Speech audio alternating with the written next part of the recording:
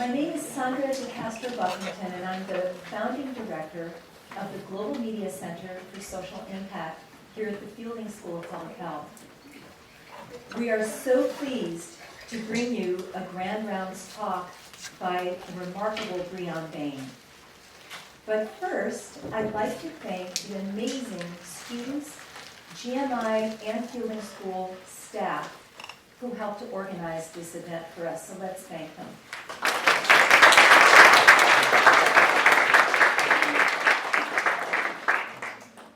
At the Global Media Center, we recognize the profound impact of storytelling to transform our world. So we work with the entertainment industry to inspire compelling storylines on topics of social impact, such as mass incarceration, racial justice, LGBT and gender equality, immigration, health, climate change, and more. And GMI supports viewers' desire to make a difference by providing them with tools to help them take action individually and collectively in their communities. I want to ask, before I introduce Bryonn, how many people were at his performance last night? Yeah. Okay. Fantastic. So, I am very pleased to introduce hip-hop artist, prison activist, poet, actor, author, and educator, Bryonn Bain.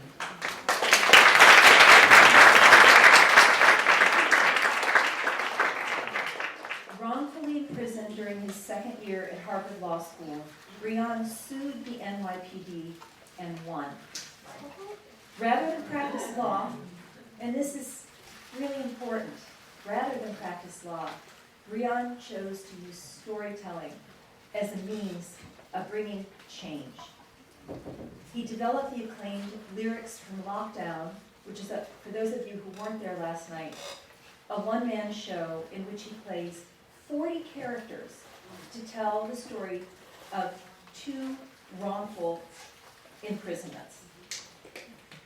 So I want to also say that here in front we have some of the programs from last night that contain, what is the actual name? The Bill of Rights. It's the Bill of Rights for returning citizens. And so please take one on your way out today. This is something developed by Bryonn and his colleagues, and it's a very important bill. The great Harry Belafonte has said, "The world needs to see how Bryonn Bain's Lyrics from Lockdown carries the tradition of joining art and activism as an instrument of justice at a time when the prison system has our communities in crisis."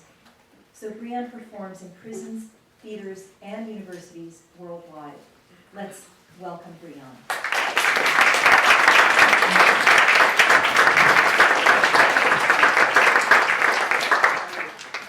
So thank you so much. I want to thank GMI Center, Jenny, Sandra, Sonia, and all the students at the Fielding School for making this happen. Just give them a big round of applause for working so hard to make this possible. Okay, I don't think I'm going to really use much of that. So it's a pleasure to be here. Who was not here last night for the performance? Okay, so for you all, can we start with a little performance? Is that okay? All right, here we go. All right. I want to get comfortable. I got all dressed up for y'all, but that's about as dressed up as it gets. So, wandering through the holy water of my mother's womb, I wondered what it would mean to be a man. And from the endless echo of estrogen exiting her glands, I gleaned a grave gospel. It came to me in a cryptic code that when cracked would key me into the corridors of my own unconscious. Many men will never know what it means to be a man, she said, for far too many fail to find the meaning of meaning. I was like, word. But what the hell does that mean? I was bewildered by the words I heard while waiting there within, for having not yet seen the world awaiting me. I was unable to fit this in the focus of my mind's iris, and yet somehow, somewhere there within, I saw what she was saying. Like the sailor sees the sirens through their songs. I saw my soul being sentenced to life inside this body, reincarnated to be incarcerated in this cage called flesh, released on probation only through meditation. But meditation was a Morse code made for men on the other side of the tracks in the arm of a heroine committing heresy against herself. And I was by myself in the womb like I was by myself in my tomb. I died free because I couldn't live life a slave. And now I'm back from the grave in a rage to get mine, because I be divine. Say what? Said I be divine, not just some Ebonic line. Check my EKG sign. You'll see a circle, not a line, because I transcend space and time. I transcend space and time. I transcend space and send space. I sent space back in time. I sent time back home to recline. And the damn thing they could do to hold back me and mine, we keep coming back. Like Roberta Flack. On that Fuji's or that old Albie Shore track, sure, you can kill me soft, hang me on a cross, even cut my head off black. One time, no real loss, everything comes back black. 2 times, better believe that. I'm the same spirit that put Goliath on his back with the stone in my sack, way back black. Now that's 3 blacks, because the Trinity is back, not just God the Father and God the Son, like Holy Mother is ghost somewhere shooting smack or belly dancing, butt naked on white supremacy's bloody lap. For nickel and dime sacks, a little glass vials of that white powder crime the cops just can't seem to crack. Talking about they don't know where it comes from. Acting like they don't know where it's at. Just like Uncle Tom, as a matter of fact. Because he don't know where he comes from. Yes, master? He don't know where he's going. Yes, boss? So he don't know where he's going. Master going, boss gone are the days when a blissfully ignorant slave celebrates the chains, trapping him in his Socratic cave as he breaks free. Out the cave he can now see that we have always been and we will always be. Even our MCs go back before MCC. Numerically, that's 12th century AD for age of darkness. But in the dark ages, it wasn't we who were sparkless. We sparked it like an L lit on flames in hell, kept it bright, kept it right, kept even the Romans real, because they was on that I shit, while we was like 1, 2, 3, letting them know the deal. We were their light and sun, we were their sages. Now we out here fighting to work for their minimum wages, and outrageous as it sounds, those who bound us adore us as if Osiris' throne were overthrown by young Horus, but they warned us before just check psychology texts. Son kills father, Oedipus Rex complex, yes. But I was reincarnated to be incarcerated in this cage called flesh. So all that death can do is set me free.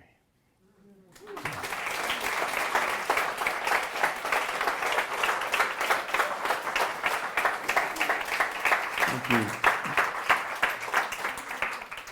So I wanted to start with that in part because of a story that I was just told. The last director that I worked with, and I'm going to share a little of my own story, but he told me this story that was so powerful in terms of why do this work? Why be engaged in this work around prisons, incarceration, mass incarcerations? It's difficult work to do. It's challenging. When we started touring prisons around the country years ago, over a decade ago, people were like, well, you do the crime, you do the time. Why are you even bothering with this, And it took some time for us to really begin to understand that, crime is a political definition, as the Panthers used to say.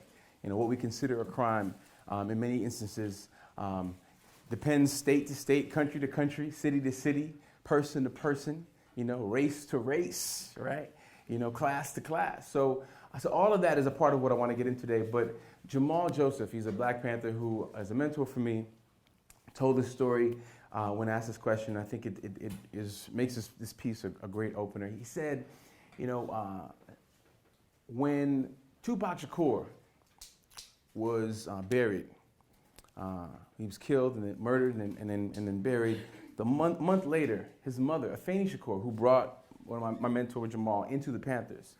Afeni brought him in, was like a big sister to Jamal. And a month after her son Pac died, a brother named Yafeo, her godson, also was killed.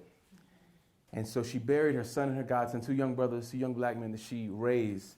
And she buried them, and she gave the remarks at the chapel. And Jamal talked about how all the way up the hill to the chapel, and inside the chapel was just young people packed for Yafeo and for Afeni and for Pac, and just to give their regards. And he said she gave the shortest speech he'd ever heard at a memorial service. Talked for less than 2 minutes. She got up and she said, I don't know a lot of things, but I know 2 things. One, Pac and Yafeo are finally free. And everybody kind of just took that in, like what it meant for a mother to bury her son and godson and to say that they had to die in order for them to be free. And then secondly, she said, all them young people down the hill and packed into this chapel, they're alive and they need us. She sat down. That's all she said. And I think that's the spirit that I want to come at this with, that this is not just like about a job or even a career. It's about, for so many folks, it's about life and death. It's about the work that we do, the work that we decide to do or not to do. Like, we'll have that level of urgency and impact on the lives of folks that we reach.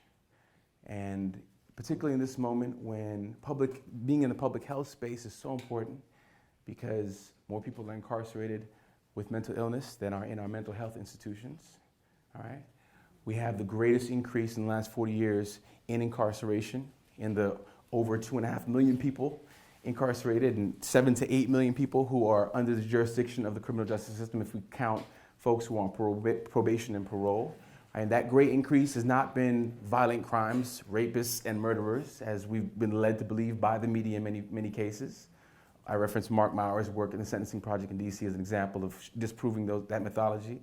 It's been nonviolent drug-related offenses, right? Folks addicted to drugs or addicted to selling drugs, defeating that demand, right?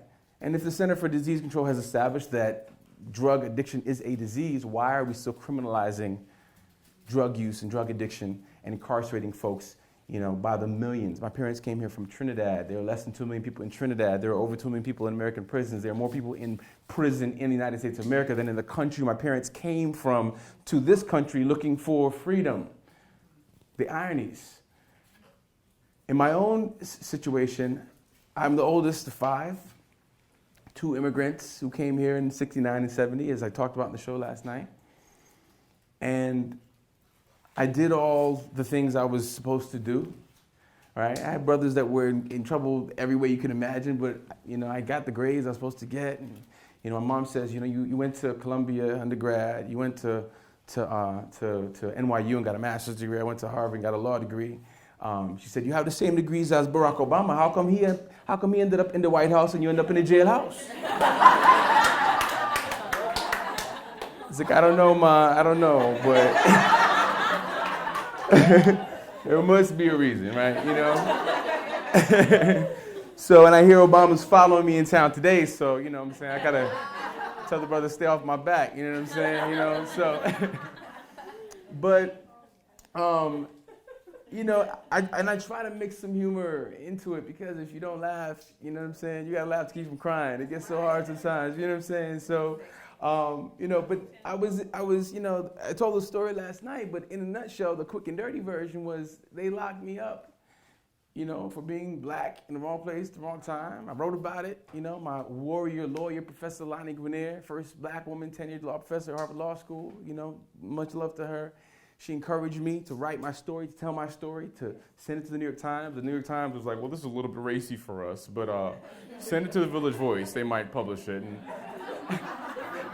sent it to the editor of the Village Voice, and he was like, we're going to make this a cover story, all right? We're going to make it a cover story. So he made it a cover story. It got a record of response in 2000. It was viral before anything else went viral. Over 100,000 people from New Jersey to New Zealand wrote in. Mike Wallace called the next day, had us on 60 Minutes. Mike, took us to the subway where we were arrested for criminal mischief. We had done nothing wrong. He threw us up against the wall. He said, so this is where you were up against the wall? I was like, yeah. He's like, so you said in your article, they made it a cover story for The Voice. You can come in. Come on. It's all good. It's all good. Everyone just did an interpretive dance. Do you want to jump in and... We'll give you a minute to get your bearings. All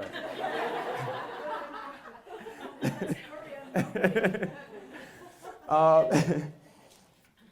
So Mike Wallace, he's like, show me how they push you against the wall. I was like, Mike, you're 82 years old at the time. I was like, I'm not going to push you so you can bump your head against the wall. And they locked me up, never let me go. You know what I'm saying? So long story short, 20 million people saw this on 60 Minutes, saw me tell my story, my brother and my cousin, who I was also locked up with. And, about 3 years later, after this, basically the week after this happened, I started to have identity theft. Like the NYPD was giving out my information. So people would get locked up and they would have my social security code, and then I had all these warrants put out for my arrest. It was like Anwar Bostic, AKA Bryonn Bain. So just to bring folks up to speed with what we missed last night, ultimately, I was locked up a second time because my taillight was out and the cops pulled me over and they said, oh, you're wanted for grand larceny, 2 misdemeanors and a felony. I was like, what the hell are you talking about? Yeah, you're Anwar Bostic, pretending to be Bryonn Bain. I was like, no, I'm really me. I'm really what I am. And the long story short, what connects it to this space, this experience opened my eyes to what Angela Davis calls the prison industrial complex, right? This whole network of institutions that are responsible for the greatest rise in incarceration in human history over the last 40 years.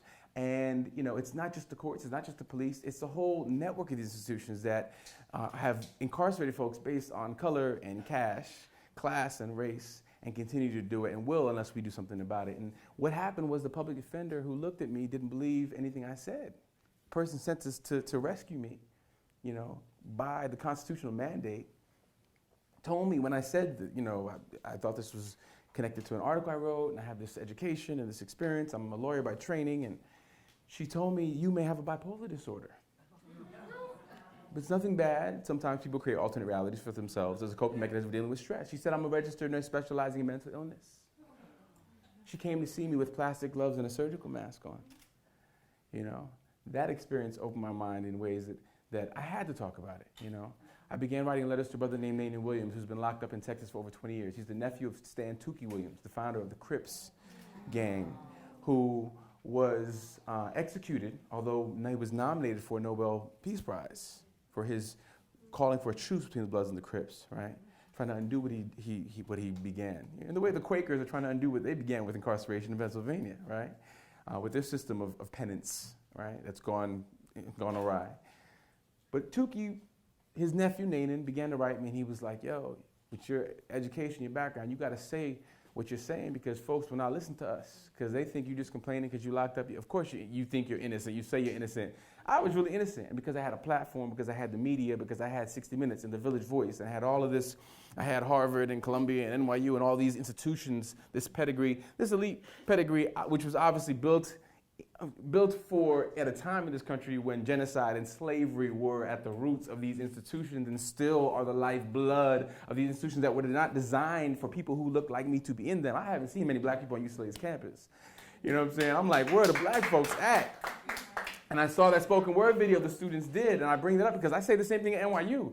Like, what's happening? The faculty is more diverse, but the student body is less diverse. Like, these are issues that we need to talk about. And it's linked to how resources are distributed in the country as a whole. It's linked to this issue of power, right, which we don't like to talk about very much, but is so much at the heart of this.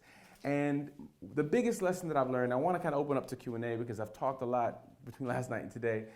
So this is just sort of leading into the Q&A. It's led me to a couple of conclusions, like and where I'm at in my understanding. I've been going into prisons for 25 years now. I started in the late 80s just performing, My cousins were on tour with Pac, you know what I'm saying? They were in a group called the Foo Schnickens. They were on tour with Digital Underground. Y'all don't know nothing about that. You know what I'm saying?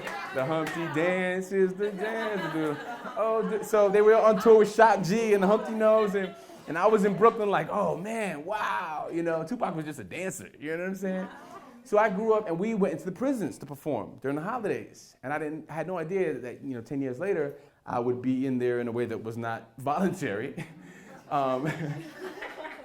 But it showed me that so much can be done. And so I've created these courses with Columbia and NYU and the New School and LIU in Brooklyn to take graduate students and undergraduate students into the prisons, into Rikers Island, the largest prison colony in the world, right, for half of their semester. Because there's so much that can be done because of the privilege and the access that we have because of our relationship to these institutions of power and privilege and prestige. Right? If we're thinking about how to leverage that to actually move the resources and move the country in a different direction, there are enormous possibilities, but we have to actually have formerly incarcerated and currently incarcerated people at the leadership of this movement. We would not think of having a feminist movement that was led by men. We would not think about having a black liberation struggle that was led by white folks. We would not think about having a movement for queer justice, right, that was led by straight folks. It makes no sense. How are we going to develop a mass movement? We talk about mass incarceration. We need to focus on the mass movement to end it.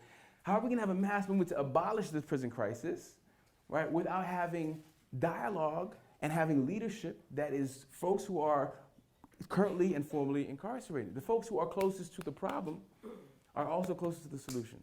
So that's my starting point. The Bill of Rights for Returning Citizens is 5 basic ideas that we're proposing, and would love to get your ideas on how to advance any of them. All right, they're all written here, and they include re-education, right? Sort of returning the programs for funding for folks to get college education when they're in prison, which Clinton, right, for all his pseudo-blackness, for Clinton, cut with the crime control bill in 1994, right? So returning those programs, right? So you have the opportunities. I'm here as part of a Ford Foundation effort to return it in California, because California has more prisons and jails than any other country, any other state in the union, right? So re-education, re-enfranchisement, all right? New York actually started this piece of Jim Crow legislation after the Civil War, right? We started this whole thing of taking away your right to vote when you're in prison. Half of the countries in Europe allow you to vote while you are in prison.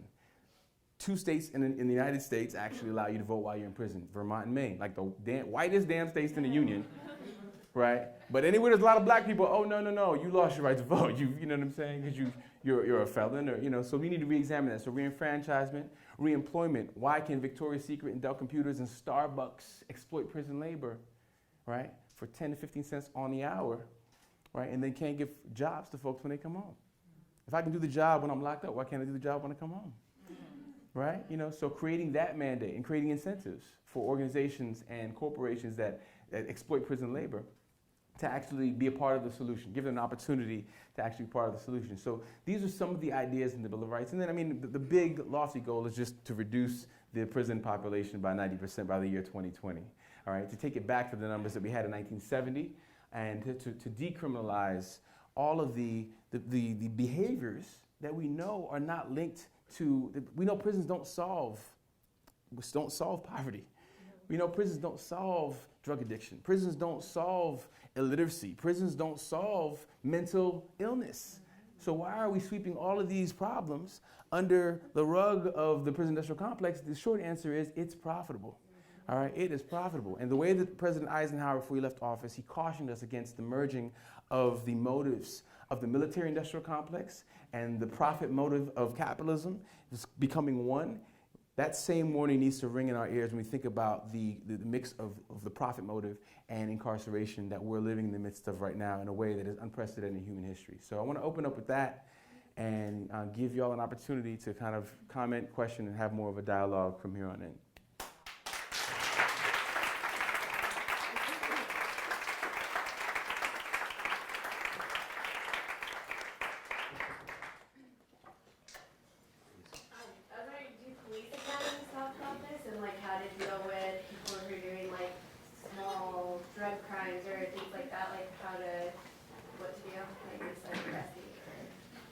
There's a couple of folks, there's a great TED Talk, and I wish I could remember one's name, a police officer who's been working with former incarcerated folks could get at some of these issues as well. So I think there's some unlikely bedfellows, if you will, who I think, and great allies to be found in every corner, because I think that's a place that we haven't looked enough.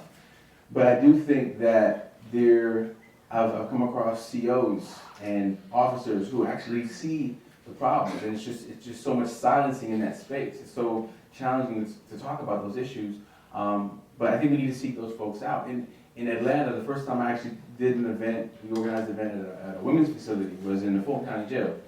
In Atlanta, my first time in Atlanta, like in 2002 or 2003, we drove right past Morehouse and Spelman to the women's facility at Fulton County Jail, and it was the first time where the COs were in the room, like agreeing with what we're saying, like that's right, they want you locked up here, away from your family, away from your kids, and we're like, word, it's like, it was like kind of shocking, But you can find those folks, those allies are there. We need to cultivate those relationships. In New York right now, we just the Center for Constitutional Rights kicked off their campaign to end stop and frisk with the black men last year, and so like they bought out the house like for the Sunday before the Monday trial began, and we won the victory. It's now in the process of reforming NYPD.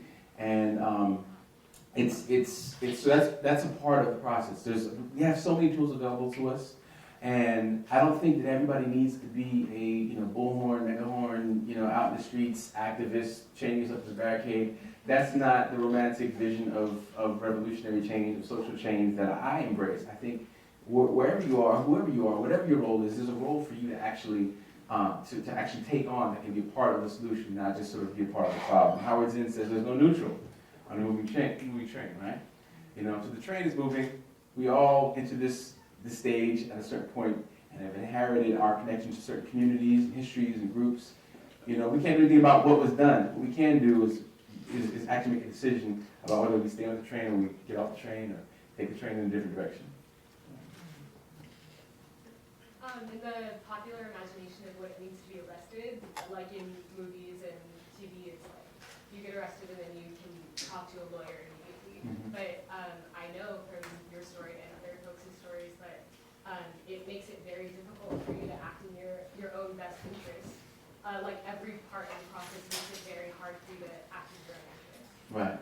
Right, absolutely. And I think this was something that, for me, I was studying criminal procedure, constitutional law, and nothing in my case books was anything like what was happening to me, So I was going back to class, like, the first law school I got into, I went to go visit Georgetown, and I got off this bus. I didn't tell this story last night, but I got off a bus to D.C. to go and see the first law school I got into. I went, and I got off the bus in D.C., like L Street Northeast, whatever the stop is, and two cops, a black cop and white cop, came up to me as I got off the Greyhound.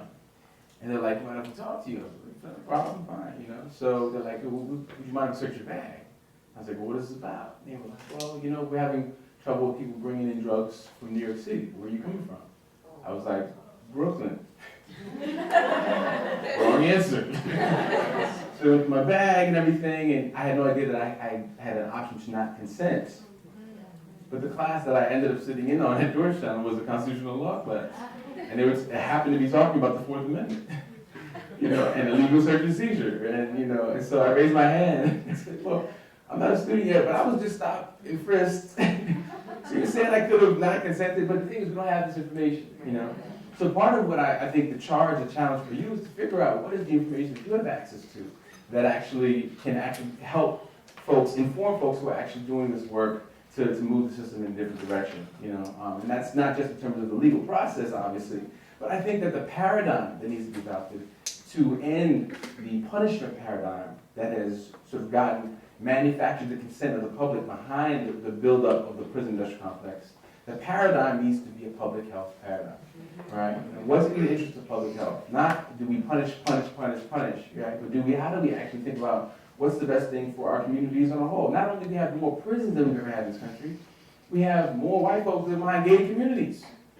So you are forced to create a prison around your own community, right? Because we're all living under this culture of fear. In the same way that we were pimped with the Bush administration's fear-mongering tactics to get us rallied up to go and kill Saddam Hussein and fight a war in Iraq, right? The war on terror was an excellent marketing strategy and marketing campaign for the military-industrial complex. The war on drugs has been an excellent marketing campaign for the prison-industrial complex, right? People who are different from me, black folks, brown folks, poor folks, right? White folks on meth in middle America are being incarcerated at record numbers, right? Poor white folks, yeah, And so increasingly we see that justice, right, is about the color of your skin and the zeros in your bank account. Right? So there's something fundamentally wrong with that. And I think the public health paradigm is the paradigm that folks I'm talking to who have been incarcerated, who are incarcerated, are saying this is what we need to deal with. Folks come home from prison, returning citizens. We don't want to say ex-cons, ex-felons. Right? Part of this project is imagining the country we want to live in, imagining a world without a prison crisis, right? You say abolition, folks get freaked out. But, there was a project to end slavery that people thought was impossible. Right? I think I see the roots of this movement in that movement, right? It's about these fundamental questions about freedom and justice and liberty and our identity as a country, like what we want to be, And I think this issue starts with us imagining what we want the country to look like. Do we want to be the leader in the world in terms of the number of people put behind bars? Or do we want to be known for some other things? What if the leader in incarceration became the leading investor in giving folks the help they need when they come home from prison with the trauma attached to the violence that you experience in prison? We know with veterans what happens, right? You get 8 weeks of boot camp training. You come home, you get nothing. You're pumping your gas in your car after being in Baghdad for a tour, right? And folks don't have a chance to process and figure out how to deal with the trauma of the violence they experience.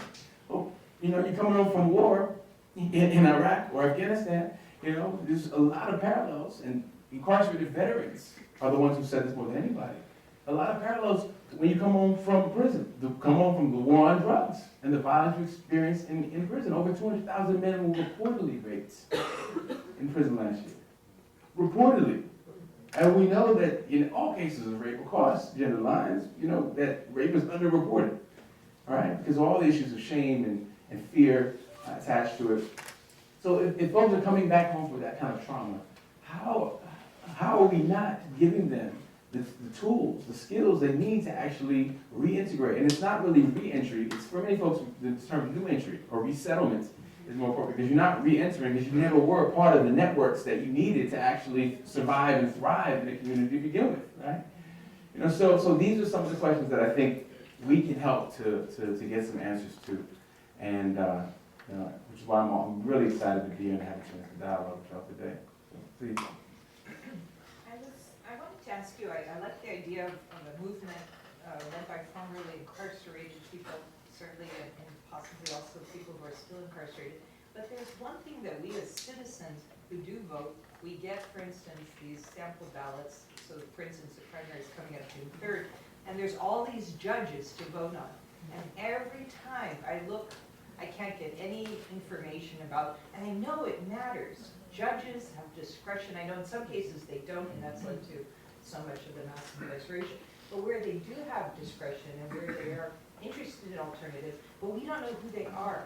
And so one question I have to you is, could a movement like a formerly incarcerated people help the voter, just ordinary citizen, to know who to vote for, who would make a difference? Because I think that's just a general thing that, I mean, I bet a lot of people don't go to the polls and vote in the primaries because they just feel like, I can't choose between all these folks. I don't have any information. That's a wonderful question. It's a really wonderful question. And I think the fetish for policy research, right, that I think is sort of characteristic of so many graduate schools. And this is a place to focus that energy, right? And certainly there's the possibility for an alliance with the public policy graduate students, public health graduate students, and the law school, right? To actually bring that information to the fore. And I think we live in a time when, you know, we have access to information in ways that 10 years ago was unimaginable, right? You know, so I think some of that is incumbent upon us to figure out how to actually use this technology to move campaigns in another direction. I think the Obama election is historic for many reasons, and in no small part because of his use of the campaign's use of technology, new technology, to get access to folks who otherwise wouldn't be connected to the electoral process. I think those are the kinds of strategies that we need to actually use in the building of these movements. The way we saw with the uprisings in the Middle East, right? You know, from Tunisia to the countries that have been using Twitter and Facebook and social media. Like, that's something that we need to be doing. And I say this about hip hop all the time. It's like everywhere you go in the world, hip hop is so much about the resistance and about the movement. It's been so co-opted that, like, what you hear on the radio is so, you know, just like, it just violates your spirit sometimes. You know what I'm saying? You're just like, you know, you're in the club, like, well, what am I saying? You know, the wall, what am I saying? No. You know, you know. But the same is true about the social media and the capacity to actually use information technology to inform movement and campaigns. And I really believe that the movement to end mass incarceration, hyper-incarceration, would you call it a prison abolition movement, prison reform movement, the life after lockdown movement, this is the civil rights, human justice movement of this generation. I think this is going to be a defining characteristic because it is a network. It's a nexus of so many issues, you know, from the economy to poverty to public health to, I mean, it links so many things together. I think it's an important piece. We define a piece of the millennial generation that has been characterized as apathetic and disinterested. I think this is a place that is unavoidably going to determine, you know, where we go. But I think this is the brewing movement, and it's a moment to take advantage of that. Maxine Waters, like, you know, I would contact her office. She has a database, access to the information on judges' votes, right? She's just one of the people that comes to mind because I was talking to her representative yesterday. But in New York, we talk to the city council folks, and we get this information from city council folks, so we can position our information campaign. We're great. Artists are great at getting people together. You know, we're great at getting folks into a room. And so if we're using arts, using culture, using information technology to actually build these campaigns, we're far better equipped than if we're thinking about, you know, if we're pulling together this information in a think tank space, in a graduate school space, and just, you know, only the people in our dissertation committee ever have access to it, you know. So I think creative ways, innovative ways of sort of thinking outside of the box and how to use the new technologies available to us is a part of that solution. There's a great theater director, Anne Bogart, really amazing theater director, who talks a lot about the language, the origin of the term aesthetics. And she talks about how, when you think about anesthetics, right, you think about something that numbs the pain, right? And Malcolm X talked famously about, you know, you go to the dentist, he puts Novocaine in your mouth, and there you go, bleeding peacefully, right? You know, suffering peacefully, right? You know, that was his critique of Dr. King. But Anne Bogart actually says that aesthetics is the opposite. Aesthetics is about waking you up, right? Aesthetics is about like making you feel. Aesthetics is about actually turning on something that's asleep, right? So, of all the metaphors that can be used to think about the arts and culture, you know, Mary Baraka, who recently passed, talked about art as a weapon, as a tool for resistance, for social change, to move societies. That resonates with me. Art as medicine, right, certainly resonates with me. Art as the ability to heal, to figure out how to heal all the pain and suffering that we're dealing with. But this metaphor, the metaphor of art as an alarm clock, right? Aesthetics as an alarm clock, I think is a powerful one. And I think it's a challenge that I would love to give to all of you to think about how to actually engage in more creative ways what's available to us to get the message and the information out around these issues. My question is also around judges, just because of what happened this last week, the man who never had to serve his sentence because they made a clerical error, and then the judge said, "You've done far better in society than in prison, so you don't have to serve any time." Is there any effort to do outreach to judges? Is that possible? Yeah, there's a number of judges that I know from anecdotal experience have actually retired because they could not continue to hand down these mandatory minimum sentences that they had really very little discretion around. There's a whole lot of discretion given to prosecutors, and so there's a movement to do prosecutor reform around the discretion that they have, in part because so many judges have spoken out and said, "I can't do this. I just, you know." So I think finding those judges who have actually expressed publicly their resistance to the system as it's currently structured is one of the solutions. Mike De La Rocha is one of the local activists who is doing some of the work around this. And I would recommend reaching out to him, as well as the Anti-Recidivism Coalition, ARC, which is Scott Budnick's organization. And Scott's crazy dude. He's the producer of the Hangover films. But also before that, you know, for all the craziness of his movies, you gotta love how much he's been committed to work in prisons for the last, 2 decades, So those are a couple of the folks that I would go to. ARC, Mike De La Rocha, Scott Budnick, Maxine Waters. Those are some of the key local figures that I think can be useful in plugging into what to do about judges and prosecutors around this issue of discretion. I just wanted to add that I'm so glad you brought up Mike De La Rocha and Scott Budnick. We had a screening of a film, The House I Live In, last week, and they were both on the panel. So we're going to have the complete videotape of that evening on our GMI website. So check it out, because they're brilliant speakers, and hopefully you'll get a lot from it. Yeah, definitely. Although it seems a little counterproductive, has there been any ideas about maybe courting conservative groups at all, or or maybe fraternal order of police, or megachurches, or things that seems like would be in direct opposition, but maybe trying a dialogue or anything like that? No, I don't think that's that crazy. I mean, Newt Gingrich, of all people, has spoken out about the insanity of prisons. You know what I'm saying? And how we really need to think about prison reform. When you look at the economics of it, it only really makes sense for those corporate entities that are invested in profiting from the system. But one of the few good things that's come out of this economic, downturn that we've had over the last couple of years has been folks re-examining this, right? It costs $167,000 to keep one person incarcerated at Rikers Island for a year. Many of your professors don't get paid that, right? The allocation per student at public schools in New York City is between $14,000 and $15,000 a year. So $14,000 to $15,000 to educate young people, $167,000 to incarcerate. And Rikers has about 12 to 15,000 people during any given year. 4,000 to 5,000 of them are teenagers from 16 to 19 years old. New York is one of the only 2 states in the union that automatically tries and incarcerates you as an adult at 16 years old. North Carolina being the other one, they're getting rid of that pretty soon. So if you just do the math, right, it doesn't make good financial sense, right? Prisons are about social control. They are about profit for those who are profiting from them.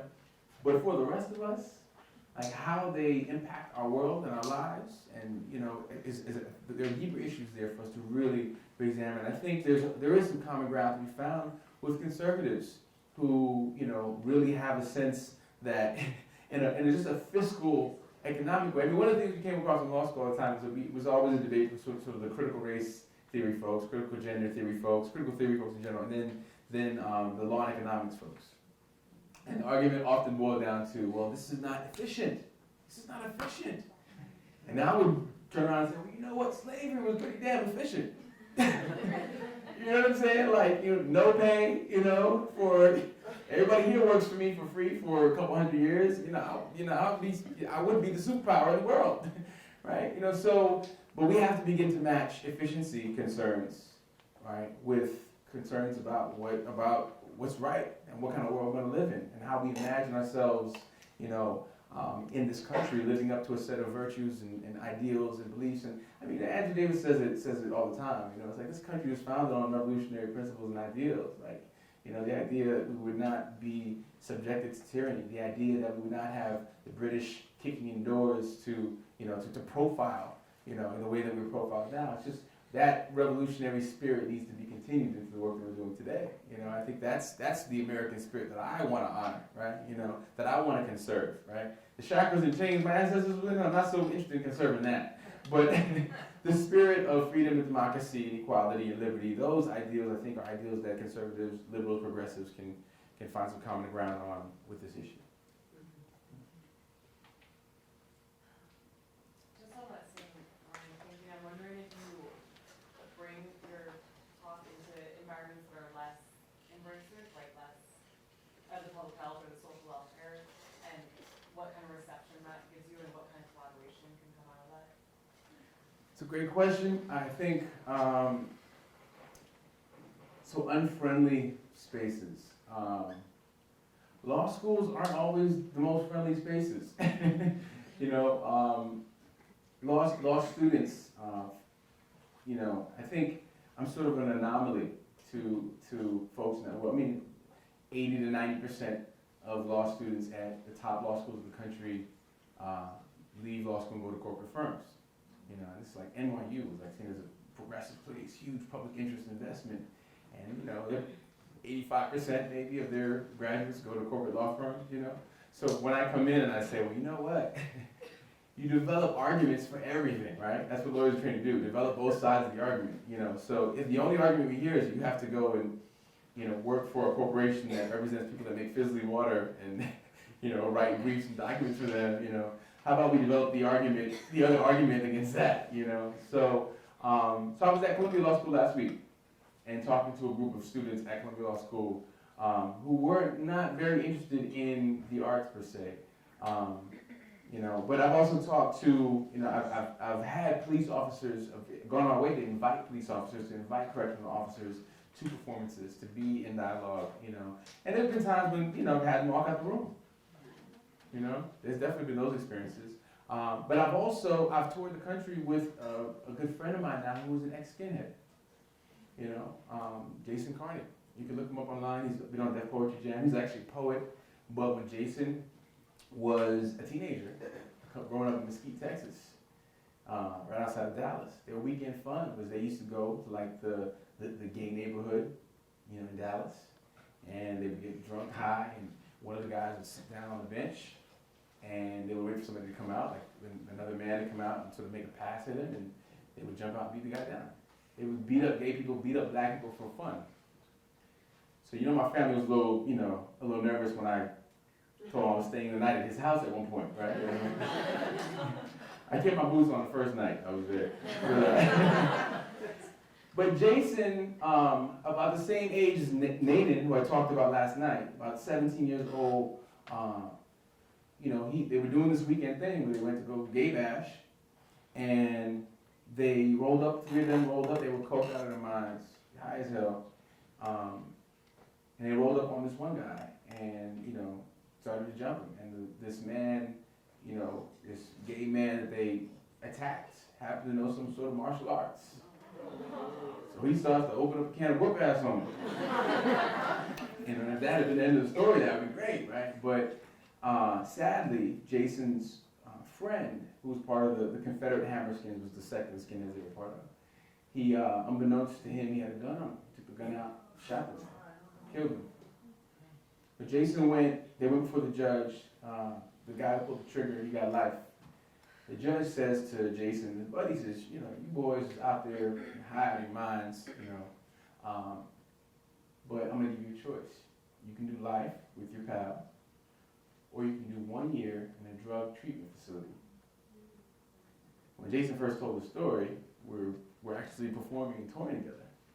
And he says, you know, had I been Bryonn, I wasn't going to get 1 year in a drug treatment facility. You know what the outcome would have been automatically. You know, we've been lucky to get life, right? In Texas. So Jason said, I'm no fool. He took the year in a drug treatment facility, and karma is a motherfucker, right? Because they put him to a room in this treatment facility with a gay black man who was HIV positive. So Jason Tripoli did not want to be there. And so this brother, whose name is Patrick, Jason spent this first 9 months in the cell with Patrick, and he literally watched him die. He watched his HIV turn to AIDS. He had conversations. He couldn't avoid having conversations with him. You know, Patrick asked him some basic questions, like, why don't you like gay people, man? You know any gay people? Why don't you like black people, man? You know any black people? What do black people do to you? You know, the Moors were up in Europe for about 700 years, bringing out irrigation and philosophy and architecture and science and mathematics and public health, and, you know, why you mad at us? You know what I'm saying? You should be happy. We love black people. We should get taxes, no taxes, reparations or something. You know what I'm saying? You know, you think we lazy? We built this damn country for free. You know what I'm saying? You know? So he challenged all that stuff, and Jason left. You watch him die. And months later, he began to write poetry as a way to sort of process and deal and heal and go through stuff. And when I met him in 1999, he was one of the top 10 slam poets in the country in Chicago. And I saw him on stage. He was doing his thing. He had this line I'll never forget. He said he ended up marrying a woman from Thailand. They had daughters, so he had to quit his job at the porn store because that wasn't going to work out for him anymore. So he had to refashion his life. The whole good old boy way of being for him was not going to work. But he did this poem. I'll never forget. He had a line. He said, my daughter is part Thai, part Laotian, part redneck, part hick. But she will not be a racist. She will not turn her cheek at racism, turn her face at racism. She will walk down the street and greet people in multicultural phrases like Sabadi Kwa, y'all. I was like, who is this badass white boy who is like questioning his privilege and facing his demons and challenging all this stuff? And he grew up in an ultra conservative environment. You know what I'm saying?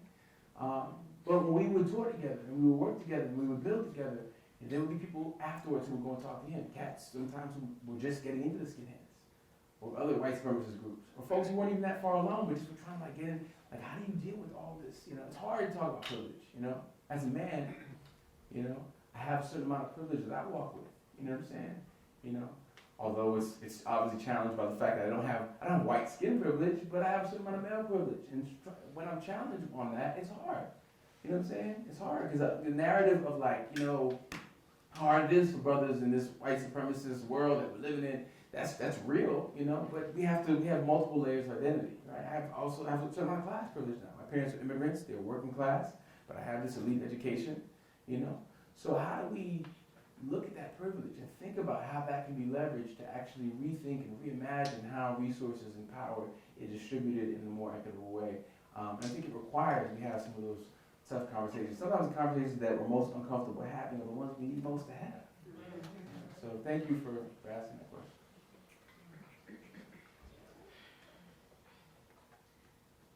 I don't know how to put this, but just your whole story, everything resonates with me because, you know, being a student here at the School of Public Health, but I also have an artist spirit and I don't know how to put those worlds together. So what advice would you have for us that are in this boat where, you know, you're being trained in a very traditional way, but you have a spirit of an artist and you don't know what to do with this? You know, and maybe your path isn't to develop a show such as you've done as your intervention. But just what advice would you have for us that want to use our creativity, you know, and as we're unpacking these really deep, huge issues? Great question. I mean, the short answer is, thank y'all for coming. Folks have to leave. Thank you so much for being here. The short answer is to find folks who are kindred spirits. Right? Find folks who actually are developing that part of themselves and be around them. You know, like for me, like Harvard Law School was like intellectual boot camp. I felt like an alien for most of the time there. I felt like I was the only kid from public school. It felt like it was, you know, fish out of water. And I did really well because I had great mentors. I had like Cornel West, I had Lonnie Lanier, I had like Charles Ogletree. You know, people had my back. You know, and that made all the difference. So I say find mentors. You know, one of the great corporate analogies that I think is useful in this context is everybody should have a personal board of directors. You should have like 5 to 7 people. Some who are about your age, some who are older than you, but people who know you, know your spirit, know your movements, know your trajectory, and have a sense of who you are. So when you come to those crossroads, you come to those tough decisions, you have your team to go to kind of check in with and get a sense of feedback and guidance on how to move. You know, I think that's been a real important part of my life. You know, in a more abstract way, there's this thing called the imago cells. Imago cells are, and imago is linked to the root word of imagination, but the imago cells are the cells in a caterpillar that force the transition into a butterfly, right? And so what happens is these imago cells begin to break down and liquefy like the body of the caterpillar, you know, and it's this whole process of resistance. It's a very challenging thing. So I think the process, the challenge you face, right? Of trying to figure out how to be true to your creative spirit, the imagination you bring to this work, should be something you welcome. It should be a sign that you're on the right path, right? I think these institutions have created boxes that serve a certain purpose, right? They may not serve your spirit, they may not serve your purpose, and so you have to figure out how to sort of redefine, how to reimagine, how to reshape, you know, what it means to be a professional in this context. And that may mean, you know, some of what was done before is not going to be useful, not going to be helpful. Whether you do create a show or just sort of borrow from the arts or from culture to just reimagine your role. I think there's a lot to be drawn from that analogy. To look at the challenges as a necessary part of the process for you to become the thing that you can only become by going through this process.